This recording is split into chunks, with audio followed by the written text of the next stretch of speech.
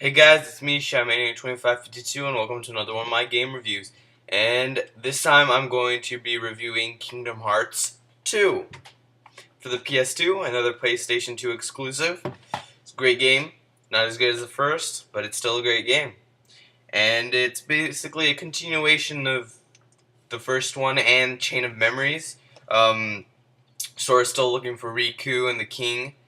With his friends Donald and Goofy, and after that he wants to go back home, and yeah, they got some new characters introduced in here as like Roxas, which is Sora's nobody. I'll get into nobodies later.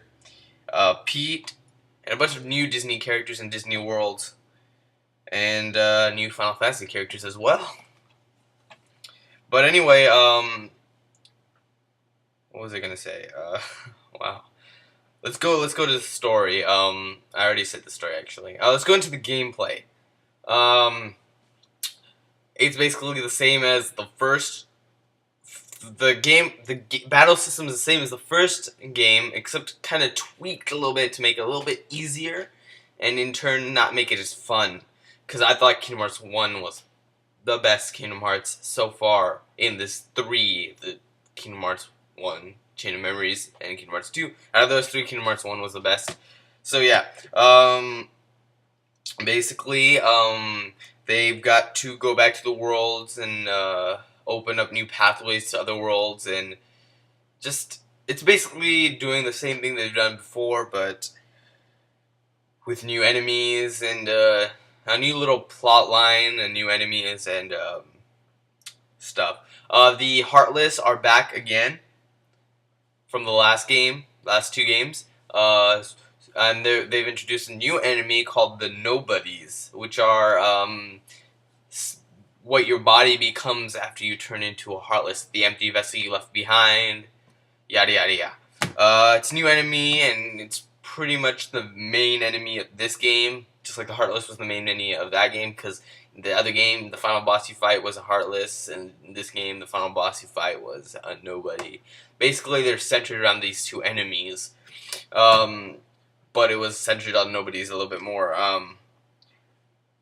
They're trying to get back home, and yeah, that's pretty much all there is to the story and the gameplay. Gameplay's pretty much the same. We've got a little bit more mini games involved.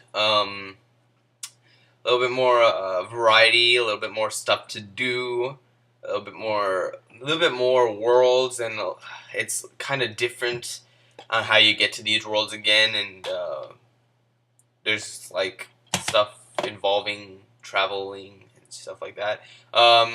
Some of the new worlds you get to go to are the world of Mulan, which I forgot. I think it was the Land of Dragons. It was called, where you see Mushu and Mulan. You get to go to Beast's castle. Who Beast was a character in the first Kingdom Hearts, but we never actually went to his castle until this one.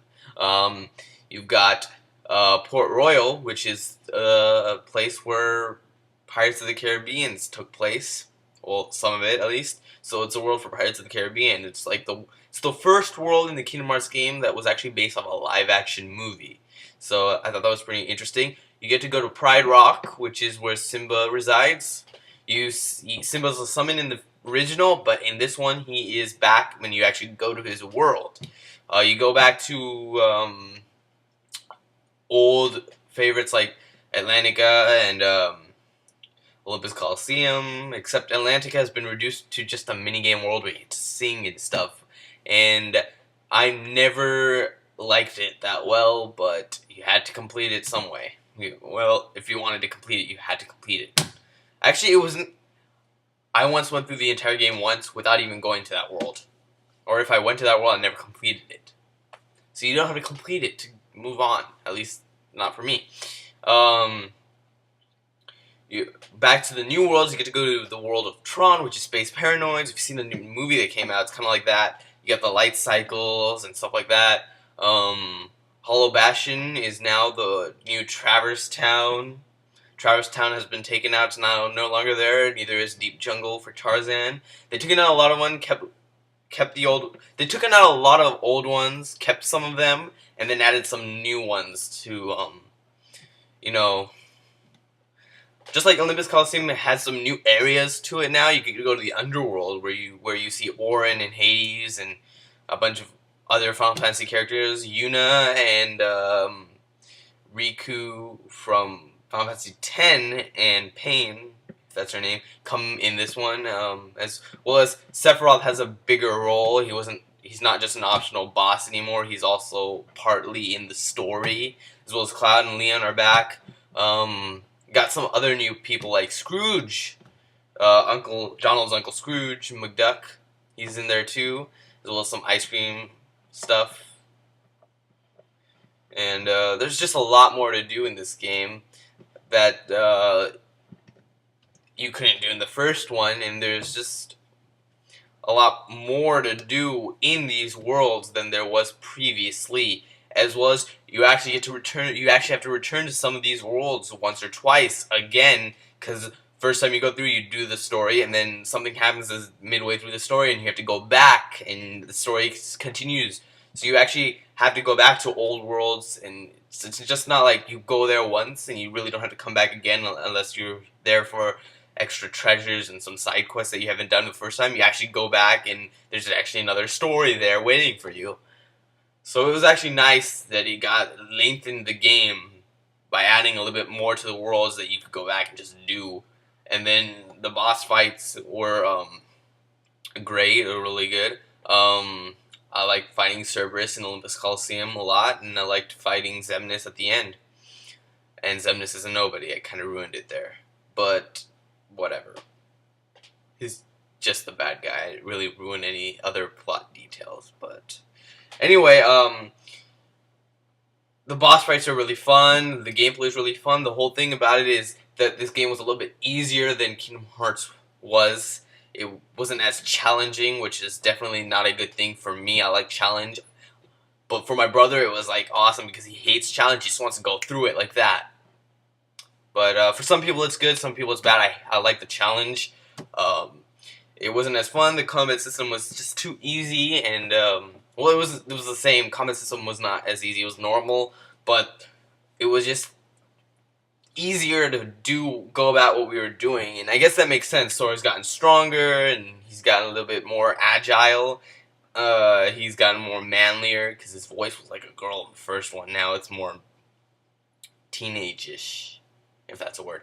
But it makes sense, but it wasn't as for gameplay-wise, it wasn't as fun as Kingdom Hearts was. That's pretty much all I have to say of the gameplay. It's pretty repetitive, just like the first one, just killing Heartless, and then boss fight. The story which is what makes it interesting to the point where you don't get bored. And I like the beginning whole part with the new characters like Roxas, Hayner, Pencilette, some of the stuff that you get to do at the beginning, the side missions.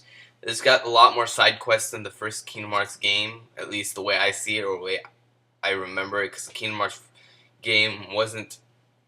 I never really did... Kingdom Hearts 1 could have had more side quests for all I know, but I definitely did more of them in Kingdom Hearts 2 than I did in Kingdom Hearts 1. But all in all, it wasn't as good as Kingdom Hearts, but it was good too. Successful.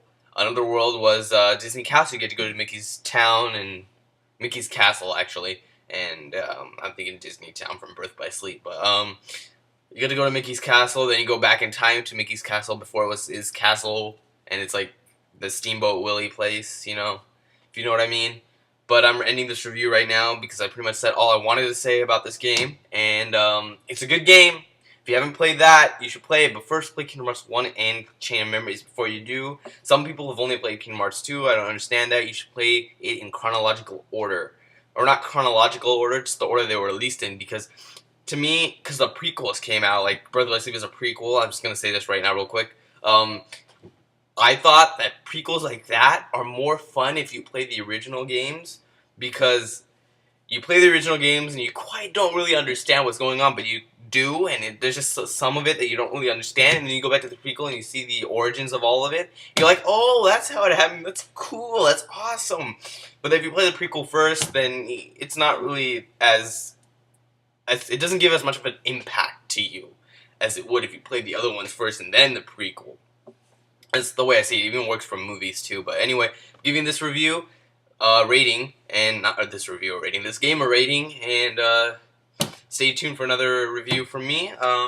I give Kingdom Hearts 2 a 9.5 out of 10. Yeah. Okay. See you guys next time. This is Shadowmaniac 2552. Goodbye.